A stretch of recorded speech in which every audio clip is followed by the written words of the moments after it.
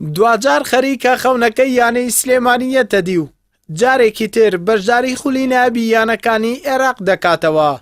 دوای بڕیارەکەی یەکێتی تۆپی پێی ئاسیا کە داوای لە یەکێتی تۆپی پێی عێراق کردبوو کە هەریانەیەک بەشداری خولی عێراق بکات دەبێت یاریگاکەی بەبێ ستانداری جیهانی بێت و بتواندرێت یاری نێودەوڵەتی تێدا ئەنجام بدرێت.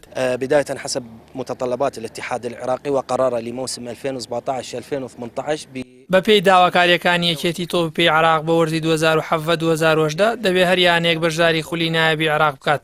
بەتایبەتی یانە پلەیەکەکان و پلە نایابەکان دەبێت یاریگای نێودەوڵەتیان هەبێت. ئێمەش وەک یانەی سلێمانی هەمووی شەیداریەکانمان تەواو کردووە دەستمان کردووە بە جێبەجێکردنی کەم و کوڕیەکانی یاریگاکە. هەروەها لیژنەی پشکنینی یاریگاکانی عێراق سەردانی یاریگای یانەی سلێمانیان کردووە. لە ئێستادا و کەم و کوڕیانەی کە دەستمان کرۆ بە جێبەجێکردنی بریتە لە شوێنی خۆگۆڕینی یاریزانان و ناوژیوانان و ژووری چاودێری بەکارهێنانی مادەی وزەبەخش و شوێنی پشکنینی پزیشکی یاریزانان و VIP یاریگاکەیە. ئەویش بەپێی ئەوی داوایەکە یەکێتی تۆپی ئاسیا داوای لێ کردوین. بۆیە ئێمەش لە ئێستادا ئیش و کارەکانمان بە شێوەیەکی خێرا و سەرکەوت و جێبەجێ دەکەن بۆی لەگەڵ ناوبانگی یانەی سلێمانی بگونجێت. نادي سليمانية إلى الدوري الممتاز أو إلى دوري النخبة حسب تسميات الاتحاد للموسم المقبل. لیژنەیەک لە یەکێتی تۆپی پێی عێراق بۆ دەستنیشانکردنی کەم و کوڕیەکانی یاریگاکانی عێراق سەردانی شاری سلێمانی و یاریگای یانەی سلێمانیان کرد و لە نزیکەوە چاودێری ئیش و کارەکان و کەم و کوڕیەکانی یاریگاکەیان دەکرد. زيارة لجنة تراخيص منح تراخيص الأندية إلى نادي سليمانية للوقوف على مدى التقدم الحاصل. ئێمە وەک لیژنەی پشکنین و مۆڵەتدان بە یاریگاکان سەردانی یانەی سلێمانیمان کرد بۆ ئەوەی بزانین چ بەرەو پێشچوونێک لە جێبەجێکردنی و پێوەرانە کە دانراوە بۆ یانەی سلێمانی بۆ بەشداریکردن لە خولی نایابی عێراق.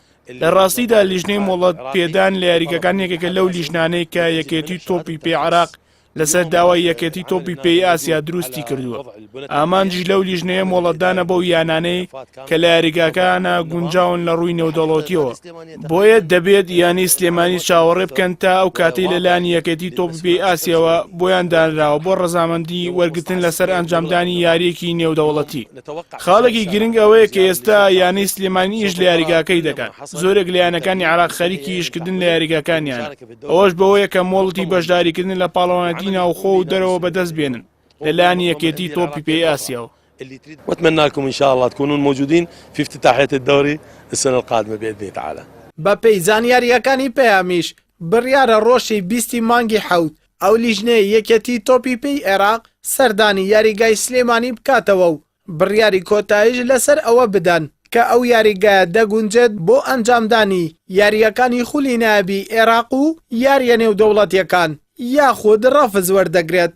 بۆیە یانی سلێمانی و هاندەرانی یانەکەش دەبێت تا ئەو کاتەی بۆیان دانراوە چاوەڕێ بکەن. ئەردەڵا محەممەد کەناڵی ئاسمانی پێیام سلێمانی.